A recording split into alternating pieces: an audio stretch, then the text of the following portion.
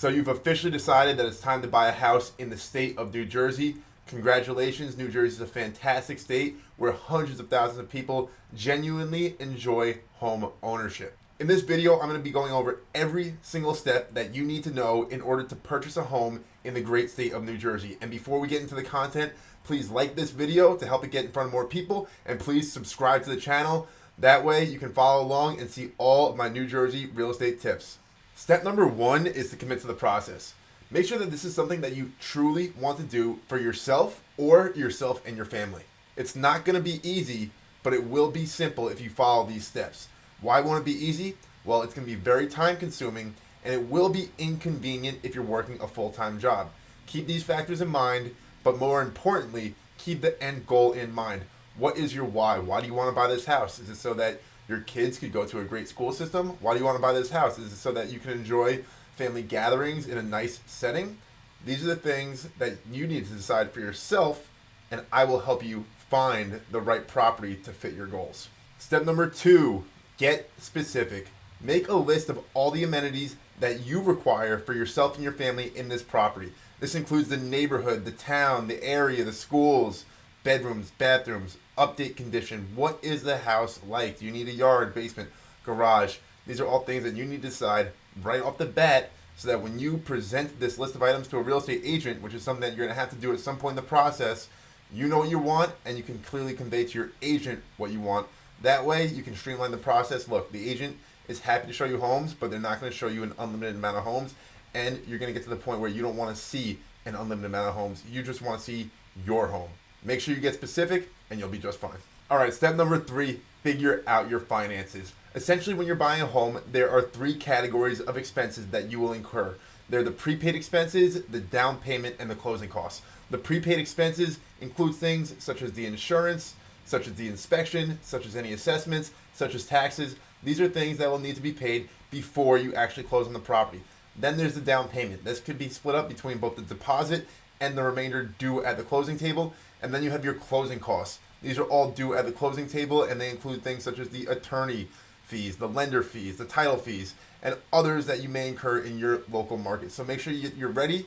It's very important that you budget for these things accordingly, so that you're not taken aback when you thought you needed 3.5% down to purchase a house, and there's actually a lot more expenses that come with it at a time of purchase. Step number four, find yourself a fantastic real estate agent. When you're looking for a great agent, you should really be looking for someone who knows how to present themselves online.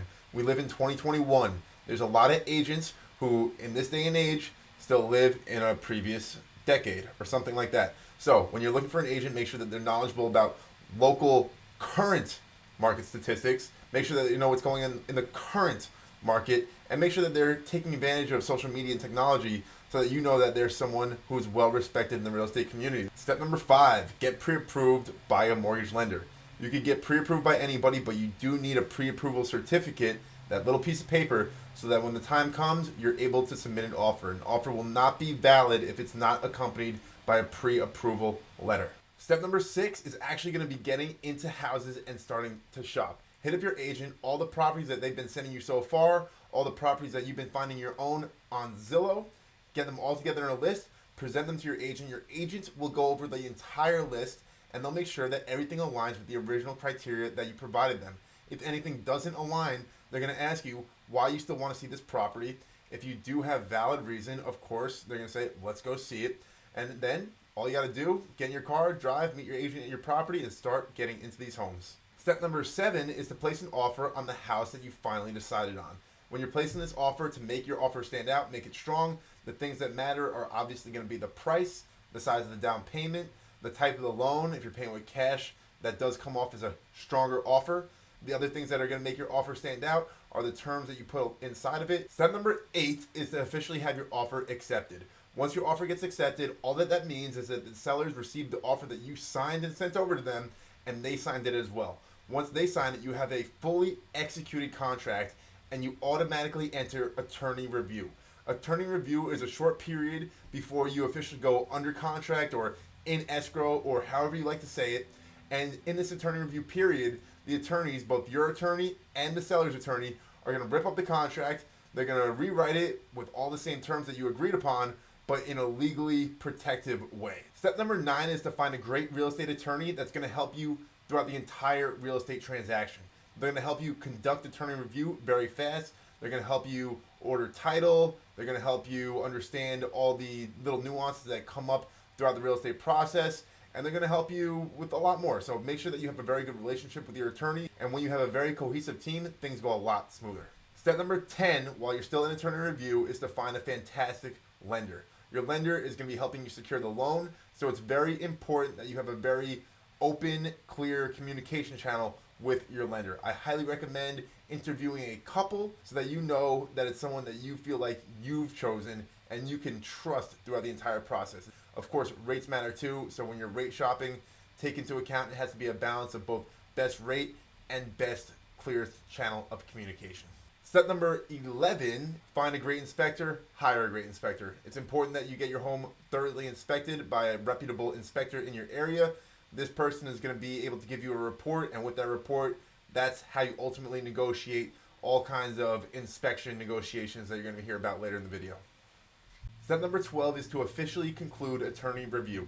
All that has to happen is that the attorneys, they have to have this thing called a meeting of the minds.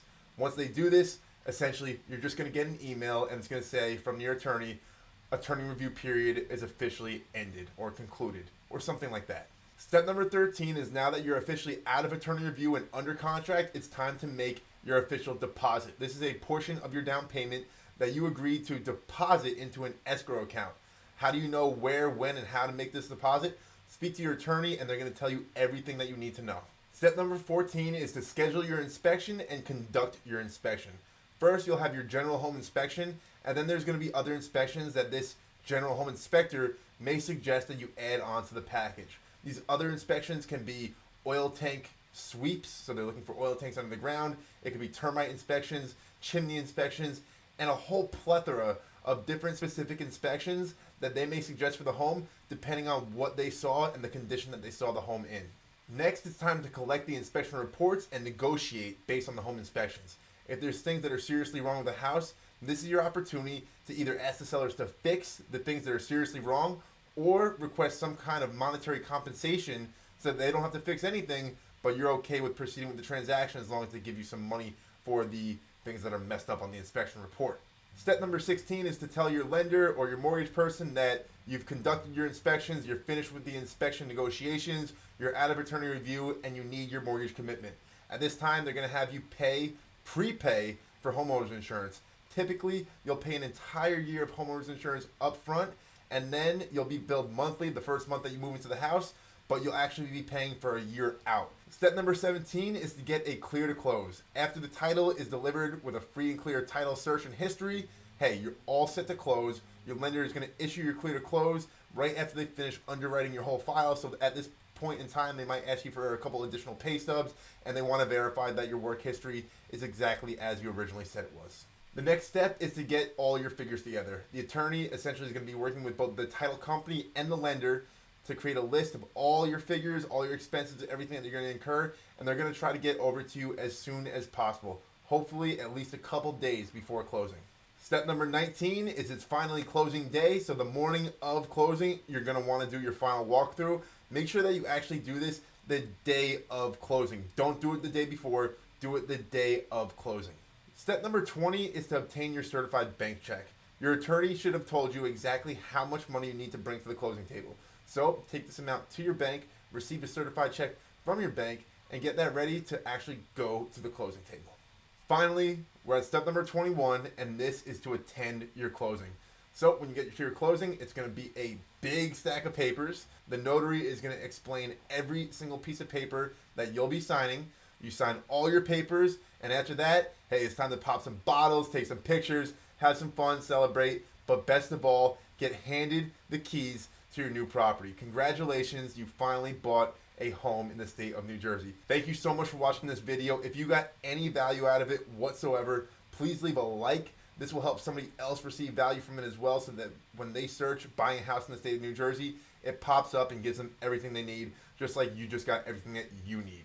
Also, please make sure that you subscribe to this YouTube channel because I do drop videos very, very frequently, and you'll be able to learn so much more than just about the buying process, you'll be able to learn about every single niche of every single real estate market in New Jersey. So make sure you subscribe. Stay tuned for more. Thank you. I'm out.